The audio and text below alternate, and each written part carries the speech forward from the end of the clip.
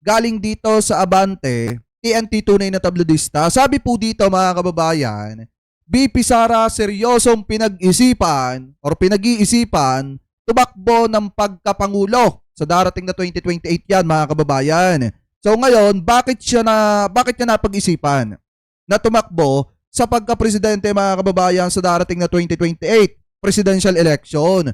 So ito yan, sabi po dito, yan, inihayag ni Vice President Sara Duterte na seryoso umano niyang pinag-isipan na tumakbo sa 2028 presidential election. Ibinahagi ni Duterte sa panayam ng Frontline Pilipinas na ang desisyon niyang ito ay nakabatay sa mga kinakailangan ng bansa. Yan po yung sabi ni Duterte mga kababayan. Ngayon lang ako nakakita na yung Vice Presidente na hindi maipaliwanag kung saan napunta ang pera ng taong bayan at hindi masagot yung mga mahahalagang issue at tahimik